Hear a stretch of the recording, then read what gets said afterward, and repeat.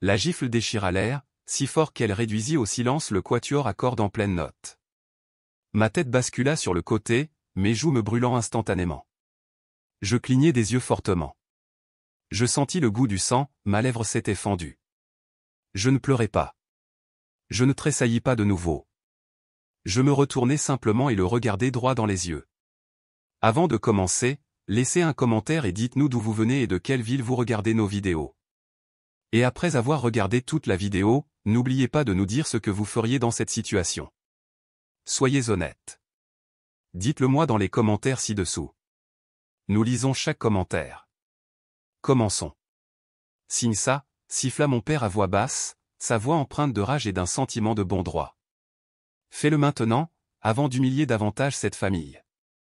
Autour de nous, le brouhaha à l'intérieur de la salle de bal du country club se mua en un bourdonnement stupéfait. Les flûtes de champagne s'immobilisèrent en l'air. Les yeux s'écarquillèrent. Des chuchotements voltigeaient comme des étincelles d'un feu mourant. La soirée de fiançailles de ma cousine Sophia avait été conçue pour impressionner les familles fortunées de longue date, des lustres dorés, des sols en marbre poli, des violonistes venus de New York, et des serveurs qui ressemblaient tous à des mannequins. Chaque détail criait le grand standing. Mais il n'y avait rien de distingué à voir un père gifler sa fille en plein visage devant une foule de 200 personnes. Mes proches ne se précipitèrent pas pour m'aider. Ils ne poussèrent pas de hoquet de protestation. Ils rirent. Mon oncle Terence eut un petit rire et se détourna comme si c'était attendu. Ma tante Riley m'adressa un sourire en coin aux lèvres pincées et marmonna, « Comédie, comédie, comédie ». Même mon cousin Mason, avec qui je partageais des crayons de couleur quand j'étais enfant, me regarda comme si je venais de l'embarrasser personnellement. Sophia, la star de la soirée, leva simplement les yeux au ciel et murmura quelque chose à son fiancé qui le fit sourire avec suffisance. Mais je me tins droite. Car ce qu'aucun d'entre eux ne savait, ce que mon père ne prit même pas la peine de demander, c'est que ce matin-là, juste avant midi, j'avais déjà transféré l'appartement de Manhattan, la maison de plage à Montauk, et les 3 unités locatives du portefeuille de grand-père en Arizona à mon nom. Chaque signature avait été notariée. Chaque document était légal. Et tout m'appartenait désormais. 30 minutes plus tôt, j'étais entré dans la soirée vêtu d'une simple robe bleu marine, les cheveux plaqués en arrière, et une enveloppe assortie soigneusement glissée sous mon bras. Elle contenait des copies des confirmations de transfert. Je n'étais pas venu pour les exhiber. J'étais venu parce que je voulais maintenir la paix. Parce que malgré tout, je pensais que peut-être, juste peut-être, mon père ne ferait pas de scène pour une seule maison, la vieille maison en grès brun que grand-père m'avait laissée, celle que lui et moi avions rénovée de nos propres mains, celle avec la balancelle en cèdre sur le porche et les fenêtres encadrées de vigne, la maison qui signifiait tout pour moi. Mais à l'instant où j'entrais dans cette salle de bal, je sentis l'énergie changer. C'était comme entrer dans un piège. Regardez qui s'est enfin montré, avait ricané Mason, levant sa coupe de champagne d'un air moqueur. L'héritière de la maison délabrée. Tu te crois toujours spécial juste parce que grand-père t'a donné quelques briques? Je l'ignorais. Mais alors mon père fonça sur moi, le visage rouge, une fureur bouillonnant juste sous son calme apparent. Parlons. Maintenant. Je le suivis dans un coin. Je savais ce qui allait arriver, la pression, les menaces, la culpabilisation. J'ai besoin que tu me la cèdes, exigea-t-il, me tendant une pile de papier avec un stylo bon marché. Tu es trop jeune pour gérer une propriété seule. Laisse-moi m'en occuper. Je ris à voix basse. Tu veux dire la vendre dans mon dos, comme tu l'as fait avec les bijoux de maman? Ou la voiture que j'ai achetée avec mon propre argent quand j'avais 17 ans? Sa mâchoire se serra. Ne fais pas l'intelligente, Claire. Cette maison appartient à la famille, pas à toi. Non, papa, dis-je d'une voix égale. Elle appartenait à grand-père. Et il me l'a donnée. La gifle arriva une seconde plus tard. Et pourtant, je ne signais pas. La soirée reprit. Les conversations reprirent. La musique se remit à flotter paresseusement. Mais je sortis, la tête haute. L'air nocturne à l'extérieur était frais, et mon téléphone vibra dans ma pochette. Un message de Maître Kaplan, tous transferts confirmés. Vous êtes officiellement la propriétaire. Félicitations. Je le lus 2 fois. Puis je souris. J'étais peut-être parti avec une lèvre fendue et du mascara coulant sous les yeux, mais j'entrais dans un avenir que personne ne pouvait plus me prendre ni papa, ni mes proches. Et quand ils découvriraient ce dont j'avais hérité d'autres, ce que grand-père m'avait discrètement laissé en compte et en actif dont ils ignoraient même l'existence, ils regretteraient de m'avoir jamais traité comme une faible fille s'accrochant à une maison. Parce que je n'étais pas faible. Je commençais juste à jouer le jeu selon leurs règles. Et j'étais sur le point de le gagner. 3 jours plus tôt, Analepse, mais intégré de manière fluide, sans démarrage lent, tu n'auras que des ennuis avec eux, avait dit grand-père, toussant dans sa couverture alors que nous étions assis sur la balancelle du porche de la maison en grès brun. Mais c'est pourquoi je ne leur laisse pas ça. Je te le laisse à toi, Claire. La seule qui se soit jamais montrée sans raison. J'eus du mal à déglutir, essayant de ne pas pleurer. Sa main trouva la mienne et la serra faiblement. Ils viendront la réclamer. Ils diront que tu ne la mérites pas, continua-t-il. Mais j'ai tout arrangé, l'acte de propriété, la fiducie, même les clés du coffre-fort dans le New Jersey. Utilise-les s'ils te poussent trop loin. Je ne savais pas ce qu'il voulait dire alors, mais maintenant, chaque mot avait un sens. Ce matin-là, j'avais ouvert le coffre-fort. À l'intérieur se trouvait une simple feuille de papier avec 3 numéros de compte bancaire et une brève note, ils se sont moqués de toi parce que tu étais silencieuse. Maintenant, que le silence soit une vengeance.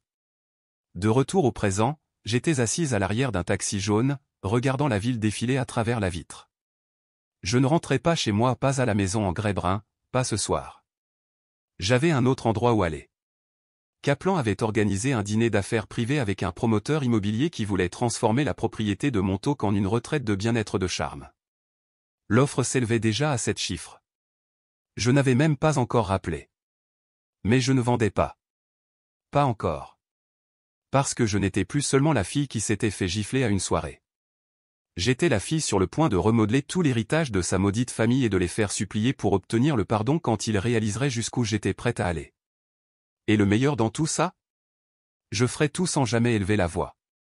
Le hall en marbre de la Lexington Tower scintillait sous des lumières dorées chaudes lorsque je sortis du taxi.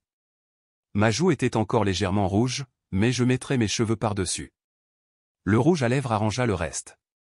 Dans ce monde, l'apparence était tout, surtout en entrant dans une pièce où les gens ne vous voyaient pas comme la fille qui s'était fait gifler mais comme la propriétaire de biens immobiliers qu'ils ne pouvaient pas se payer. Un homme de haute taille en costume gris impeccable s'avança.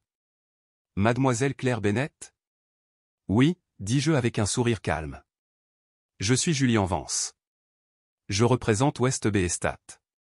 L'offre pour Montauk est maintenant de 3,2 millions de dollars. Mes clients se préparent à transférer les fonds d'ici vendredi prochain. Nous aimerions également avoir les premiers droits de négociation pour vos propriétés en Arizona. » Je le regardai droit dans les yeux. Je ne vends pas. Pas encore. Il silla. Nous pensions que cette réunion visait à finaliser.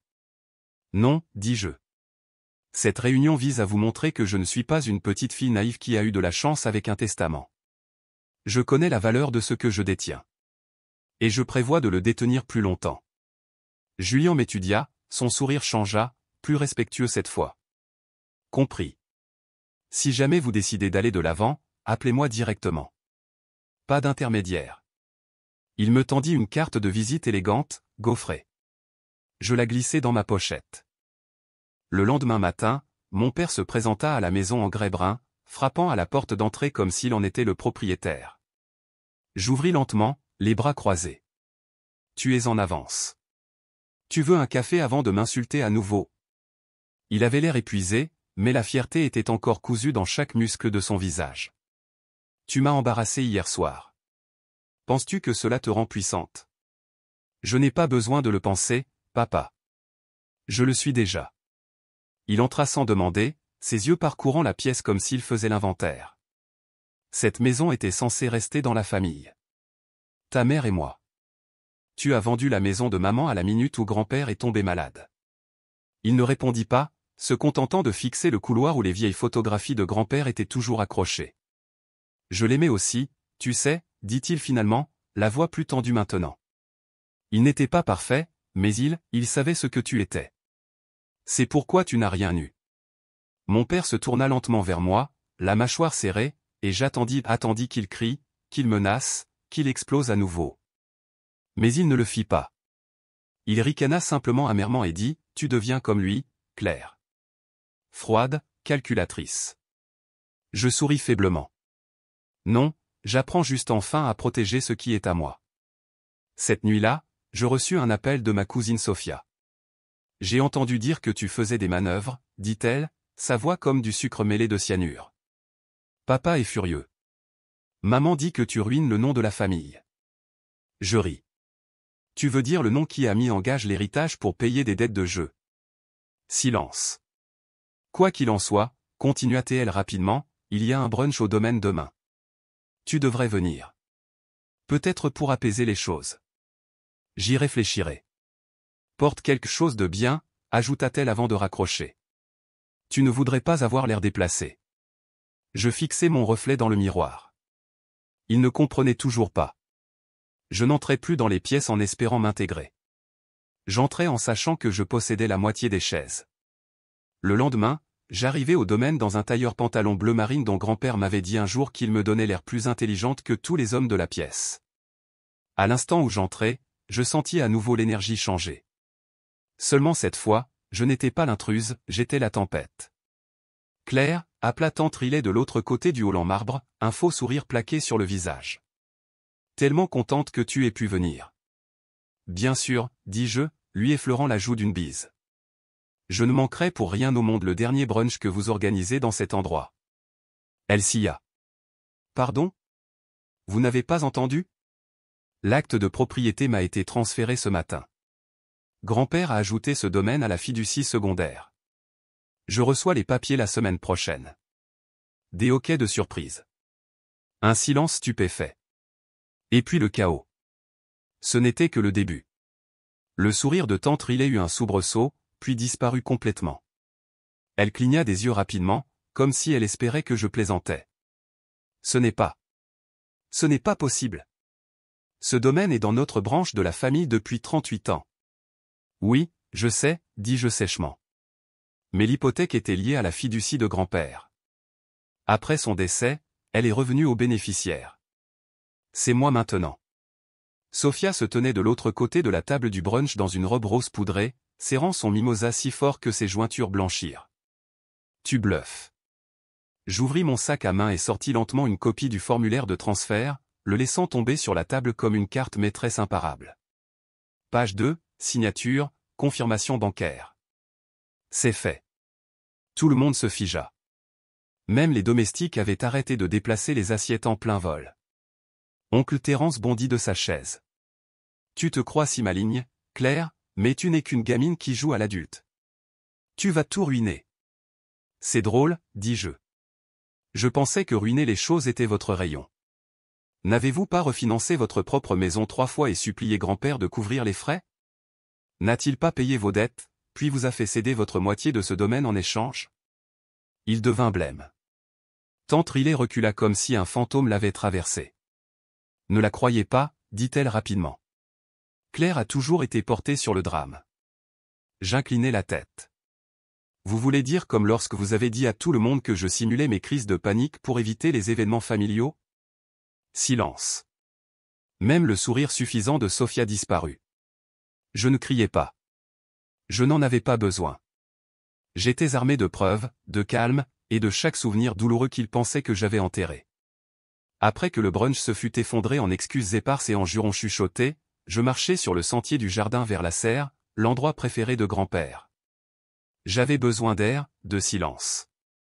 Et il était là, maçonne, appuyé contre l'arche du jardin, les bras croisés, le visage indéchiffrable. Je n'étais pas au courant pour la fiducie, dit-il. Je haussai un sourcil. Bien sûr que non. Non, vraiment. Je pensais que papa bluffait quand il disait qu'il avait tout verrouillé. Je ne savais pas que grand-père t'avait tout laissé. Je restai silencieuse. Il baissa les yeux vers le gravier. Ce n'est pas que je pensais que tu ne le méritais pas. C'est juste que, je ne pensais pas que tu te battrais aussi fort. Je me tournai pour partir, mais il se plaça devant moi. Claire, attends. Puis-je te demander quelque chose? Quoi? Il hésita, puis, pourquoi n'as-tu jamais rien dit? Pourquoi n'as-tu pas dit aux gens ce qu'ils t'ont fait endurer en grandissant? Toutes les fois où ils t'ont humilié? Parce que je pensais que si je restais silencieuse, ils finiraient par m'aimer, dis-je, la voix acérée maintenant. Mais j'avais tort. La seule chose que cette famille respecte, c'est le pouvoir. Mason ne répondit pas. Il n'en avait pas besoin.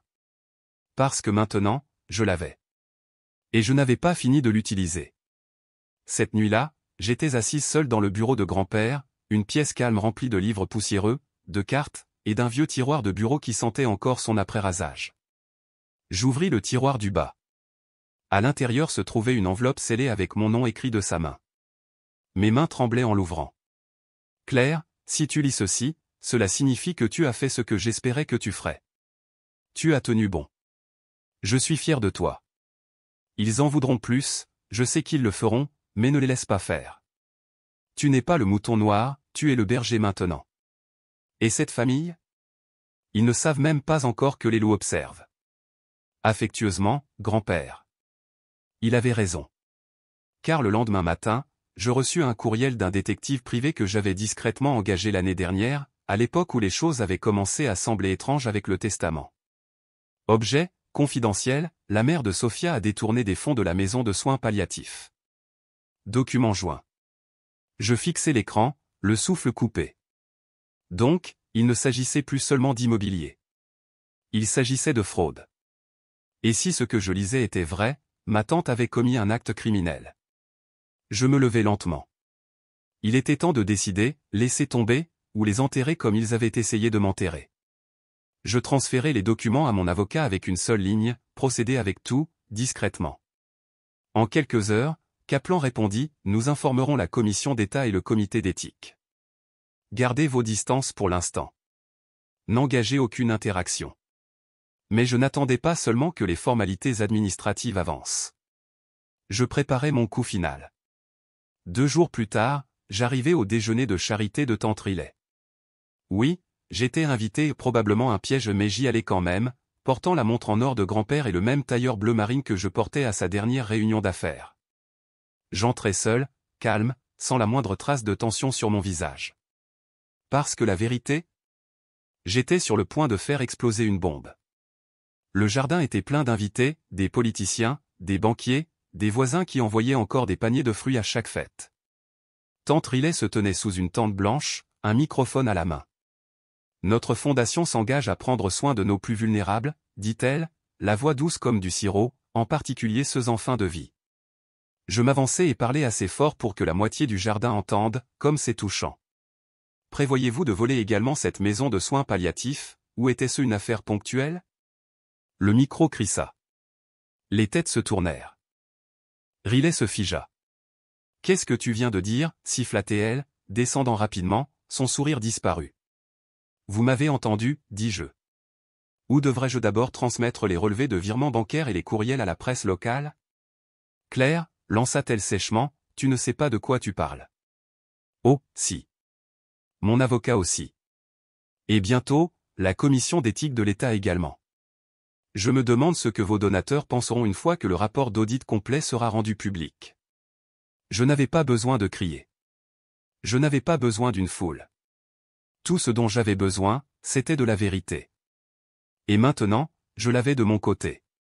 Sophia m'accosta ensuite, tremblante. Tu détruis notre famille. J'inclinai la tête. Je la révèle. Nous sommes censés nous protéger les uns les autres. Tu as ri quand mon père m'a frappé. Tu t'es moqué de moi parce que je m'accrochais à une maison au lieu d'épouser un homme riche. Qu'est-ce que je protège exactement, Sophia? Elle sia, sans voix. Je la laissai planter là. Les retombées furent rapides. En 72 heures, tante Riley démissionna du conseil d'administration qu'elle avait cofondé. Ses photos disparurent du site web de la maison de soins palliatifs. Les dons se figèrent. Les enquêteurs commencèrent à examiner chaque transaction des 5 dernières années. Oncle Terence m'appela. Je ne répondis pas. Mon père se présenta de nouveau. Cette fois, il frappa, sans cogner, à la porte de la maison en grès brun. Pouvons-nous parler? Je le laissai entrer. Il paraissait plus petit maintenant, pas physiquement, juste vaincu, comme un homme qui réalisait que le jeu avait changé et qu'il ne tenait plus les pièces. J'ai tout gâché, dit-il doucement. J'ai laissé mon amertume tout empoisonner. Je ne parlais pas. Il passa une main dans ses cheveux clairsemés. Tu ne méritais rien de tout ça. Ce que j'ai fait. Je ne voulais juste pas être laissé de côté, regarder ton grand-père ne rien obtenir. Ça te fait te sentir invisible. Tu m'as frappé en public, dis-je, la voix calme. Et la seule raison pour laquelle tu es ici maintenant, c'est parce que j'ai gagné. Il hocha la tête. Tu as raison. Nous restâmes en silence. Puis il posa la seule question qui comptait vraiment, que se passe-t-il maintenant? Je ne lui donnai pas de réponse alors parce que je ne le savais pas encore. La rédemption n'était pas toujours une chose nette. Parfois, elle était dentelée, inégale. Elle exigeait du temps et des efforts. Et tout le monde ne méritait pas cette chance. Mais moi? Je n'étais plus celle qui mendiait l'appartenance. J'étais celle qui décidait qui pouvait rester. Cela prit des semaines non pas pour qu'il tombe, cela arriva vite mais pour que je réalise que je n'avais pas besoin de continuer à regarder. Plus je m'élevais, plus ils s'effondraient, non pas parce que je les avais ruinés, mais parce qu'ils avaient construit tout ce qu'ils possédaient sur un pouvoir emprunté et une fierté imméritée. Et une fois grand-père parti, plus rien ne les protégeait de leurs propres ombres. Tante Riley, inculpée de multiples chefs d'accusation de fraude. Le conseil d'administration de la maison de soins palliatifs coupa publiquement les ponts. Oncle Terence déclara faillite personnelle. Il s'avéra que le renflouement discret de grand-père avait couvert plus que des dettes de jeu, il comprenait de l'argent pour acheter le silence concernant des dettes que Terence avait envers des prêteurs privés. Sophia essaya de passer discrètement à autre chose, se réinventant en une sorte d'influenceuse de style de vie, mais sa réputation et son fiancé disparurent une fois le scandale répandu. Mason fut le seul à essayer. Il appela 2 fois, la première fois pour s'excuser, la seconde fois pour dire qu'il quittait la ville, se dirigeant vers l'ouest pour commencer quelque chose de propre. Il demanda si j'envisagerais un jour de pardonner aux autres. Je ne répondis pas tout de suite. Puis je dis, ils ne m'ont pas seulement frappé. Ils m'ont méprisé, se sont moqués de moi pendant des années. Le pardon n'est pas dû, il se mérite. Il dit qu'il comprenait. Je le crus. Des mois passèrent. Je gardai la maison en grès brun. Je rénovai la cuisine, comme grand-père le voulait. Je transformai la propriété de Montauk en une retraite tranquille pour artistes, pas en un centre de bien-être. Les maisons en Arizona? J'en donnai une à un programme de logement pour mères célibataires, exactement comme grand-père l'aurait fait. Je ne construisais pas seulement de la richesse, je construisais la paix. Mais je n'étais plus tendre, plus maintenant. Parce que j'avais appris quelque chose de puissant, le silence n'est pas faiblesse, et le calme ne signifie pas reddition. Il signifie contrôle. Un après-midi pluvieux, je me tins sur le porche avec une tasse de thé chaude, regardant le jardin. J'entendais encore parfois la voix de grand-père, me taquinant, me poussant à voir plus grand, plus audacieux. Et je le fis. Je n'avais pas seulement survécu à ce qu'il m'avait fait, j'avais réécrit la suite. Quelques semaines plus tard, je reçus une lettre de mon père. Courte, juste quelques phrases, claires, je n'attends rien. J'espère juste qu'un jour tu pourras te souvenir de moi comme de quelqu'un de meilleur que ce que j'étais à cette soirée. Je suis fier de toi. Papa. Je pliai la lettre, la mis dans un tiroir. Peut-être qu'un jour, je répondrai. Mais pour l'instant, j'étais en paix. J'avais la maison, la terre, le nom. Et plus important encore, je m'avais moi-même, inébranlable, inflexible, imparable.